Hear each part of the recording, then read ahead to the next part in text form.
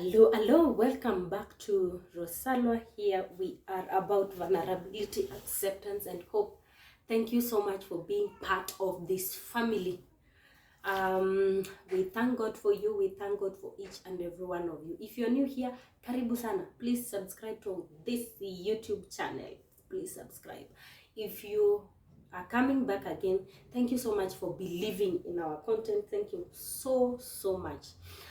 We allow all of you, both new and old, to give us ideas on how best we can improve ourselves and get to grow together. Sawa sawa? Yes. So today we continue talking about sexuality. We continue to talking about sexuality here at Rosalwa. And one of the question I've come here to respond to a question, and this question was asked by one of you here. So allow me to respond to it because I think it's a question that has been asked by many people. Probably I've been asked this question by people in person and other people just on messages on my inbox. So, and the question is it possible to walk in sexual purity after falling into sin? Is it possible to walk in sexual purity after falling into sin? Is it possible? Yes, with God, all things are possible. With God, all things are possible. Yes, it is very, very, very possible. And then, how do I then do it? It is possible to walk in sexual purity after falling into sin or after walking in disobedience for a long time. And allow me to begin this with this story. It's not actually, it's real. I began to engage sexually in the year 2007, 2008, 2009, 2010. So the last time I engaged sexually was 2010. And I got, actually 24th of December 2010, that was the last time I engaged sexually, on Christmas Eve. That was the last time. And for me, yes, I gave my life to Christ in 2008, but this thing kept on disturbing me. I had very low self-esteem. I felt, you know how you feel obliged to do something. Every time a man would, because for a long time I didn't believe that I was beautiful enough. I didn't believe that I was good for anything. I didn't believe that I was worth anything. I knew that I am born to suffer. I am born to, those things, to be accused, to be rejected, to be all those things. So anytime I found a person of the opposite sex who showed me that they loved me or they appreciated me or they valued me, for me it was only good to be kind, and this kind was to pay back sexually. So I never said no to sexual advances of these people, especially somebody that loved me, somebody that made me feel worth, somebody that made me feel appreciated and feel loved. So I gave in. I gave in into their sexual advances, and it was one of those things that, those things that you say God can understand or God will understand or something like that. Of course, I was a new believer, as I had said earlier, but it's something that I really, really struggled with. However, 24th of December 2010 was the last time I engaged sexually. And I told myself, I don't want to do this again. So, because I knew this is killing me inside. It's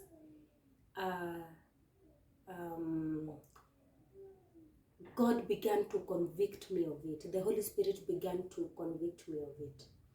And so, of course, I was in a relationship which I broke out from. So what happened from 2010 all the way to 2015 for me was by the grace of God, I walked in sexual purity for that period until I got married to my husband. So how is it possible for someone to do that? Number one, it's acknowledge that you are vulnerable. Acknowledge that you can be born again, or you are born again. You're speaking in tongues, you are doing your devotions, you are doing everything that you need to do for you to continue in a working relationship with the Lord Jesus Christ. But your body is flesh, your flesh is weak. So you are vulnerable. You are vulnerable. And you can decide in your heart that you will not have sex and find yourself doing it. You can decide, I will not do it, and find yourself doing it. You can decide, I want to be pure sexually, but never manage it. So one, acknowledge that your body, you are vulnerable. Yes, you are born again, speaking in tongues, probably singing in the worship team, or doing else, teaching Sunday school, or doing something in the ministry. But, or even in the Christian Union leadership, or even married, acknowledge that you are vulnerable. When you acknowledge that you are vulnerable, number two is avoid vulnerable places. Now, what are vulnerable places? Vulnerable places are the places you will find yourself, and you can easily find yourself having sex with somebody who is not your husband. Vulnerable places are places where it's just you and your fiancé. You have gone for sleepover alone, just the two of you. That's a vulnerable place. Vulnerable place is a place that it's a private place.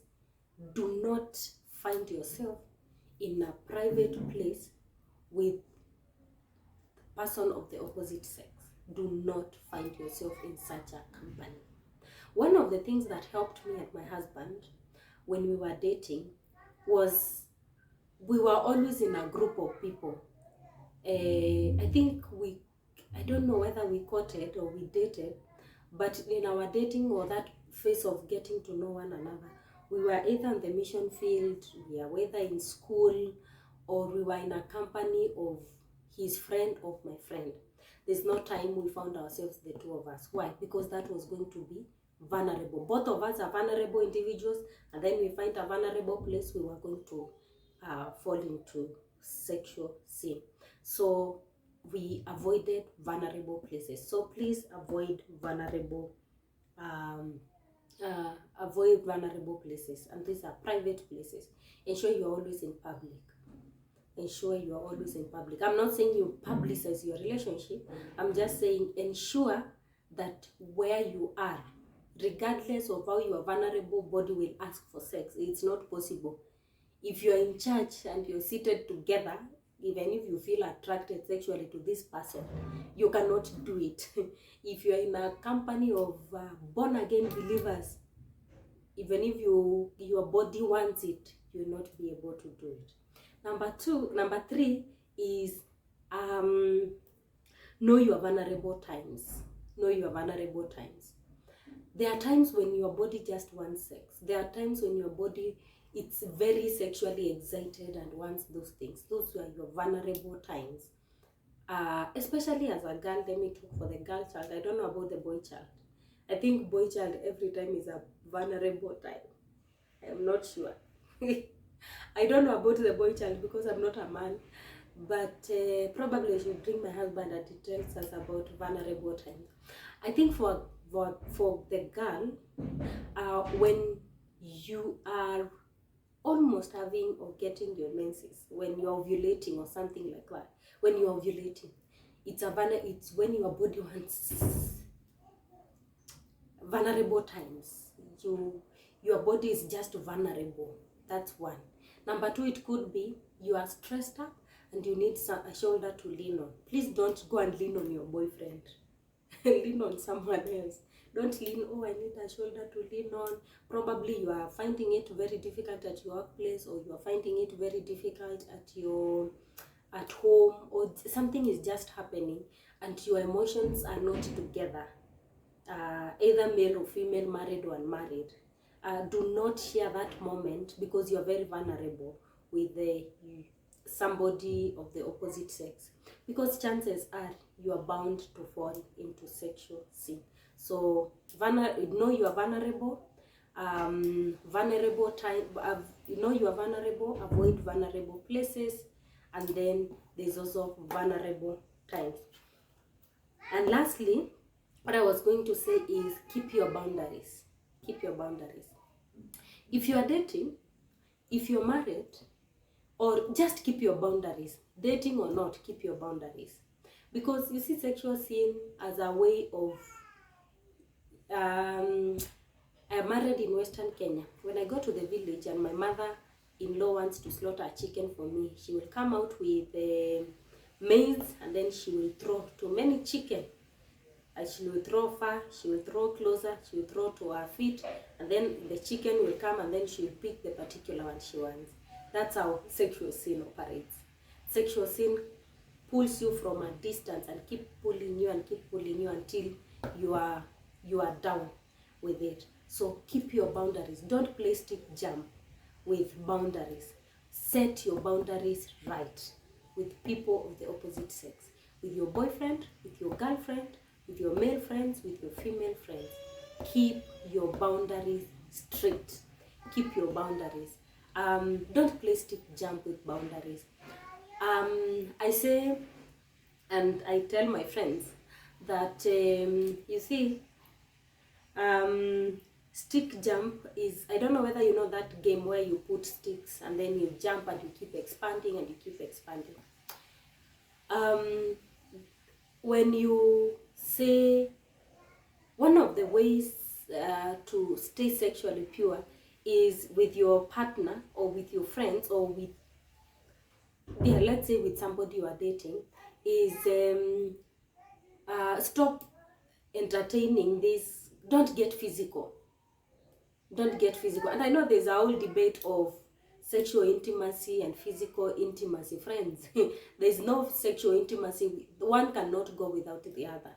If you are physically intimate, you will get sexually intimate, because you begin to touch.